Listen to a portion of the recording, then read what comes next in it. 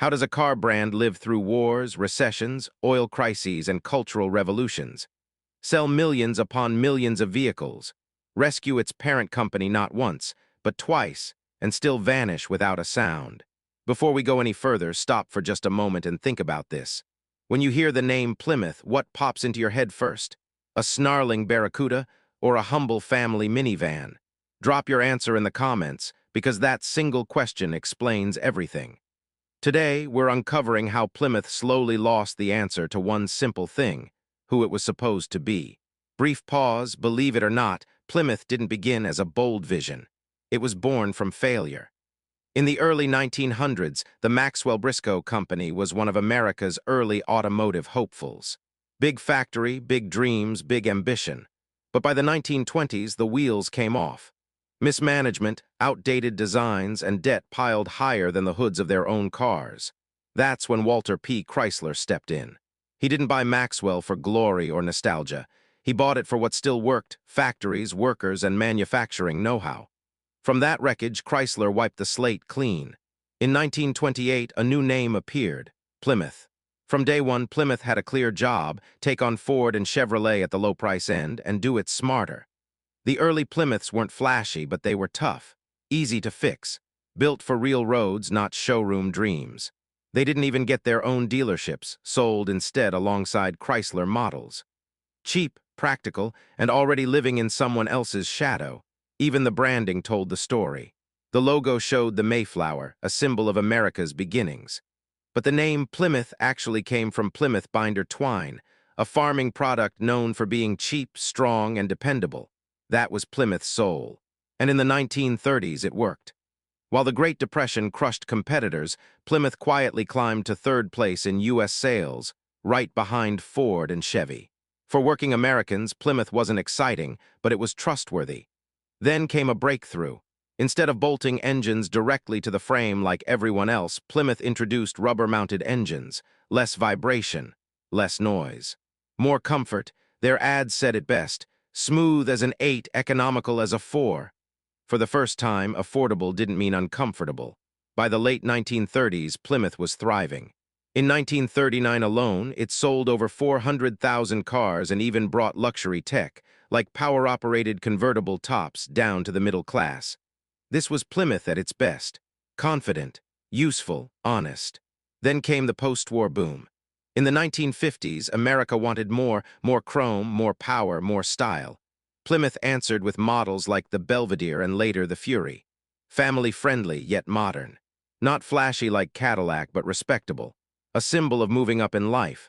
And in 1957, Plymouth shocked the industry. Low bodies, sweeping fins, curved glass, the famous forward look. Suddenly, Plymouth didn't look cheap, it looked futuristic. Sales exploded. But here's the catch. To hit those numbers, corners were cut. Thin steel, poor rust protection, sloppy quality control. Within a few winters, those futuristic Plymouths were rusting away in driveways across America.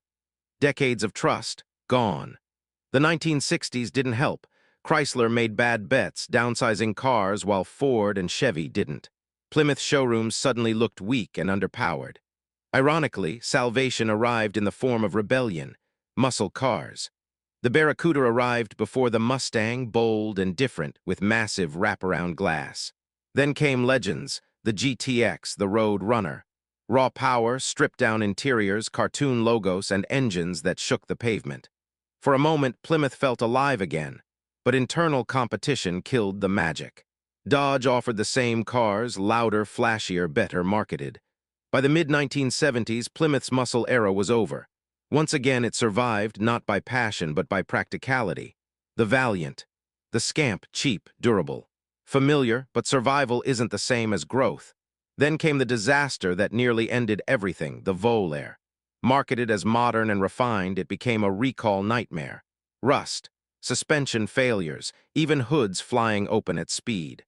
Trust collapsed, Chrysler was drowning, and once again Plymouth helped save it. Front-wheel drive compacts like the Horizon, then the Reliant K-Car. Basic, boring, but profitable, over 1 million sold. Plymouth became the brand that kept the lights on. Then came the ultimate lifeline: the Voyager minivan. It didn't look cool, but it changed American families forever. Sliding doors, flat floors, cup holders. Plymouth helped invent the modern minivan, and it worked. But by now, Plymouth had a new problem. It wasn't a brand anymore, it was a placeholder. Dodge got the excitement. Chrysler got the luxury. Plymouth got whatever was left. By the 1990s, Plymouth was officially labeled the budget brand. Features were stripped, engines restricted, even door handles left unpainted just to protect the hierarchy. There were sparks of hope. The neon was quick and fun. The Prowler looked wild, but hope came too late. The one car that could have saved Plymouth, the PT Cruiser, was taken away at the last second and rebadged as a Chrysler. That was the final blow. When Daimler entered the picture, executives looked at Plymouth and asked a brutal question. What does this brand actually do? There was no answer. Sales had fallen from nearly 1 million units a year to barely 200,000. No clear identity, no unique mission. In 1999, the decision was made. By 2001, Plymouth was gone, no farewell model, no celebration, just silence. Plymouth didn't die because Americans stopped buying cars. It died because it stopped standing for something. Once, it meant honest value for everyday people. When that meaning faded, the badge became unnecessary. If you or your family ever owned a Plymouth, whether it was a Voyager, a Neon, or something older, share your memory in the comments. These stories deserve to be remembered. And if this video made you pause, even for a second, hit like. Subscribe for more forgotten automotive stories. And share this with someone who still remembers when cars had soul. See you next time.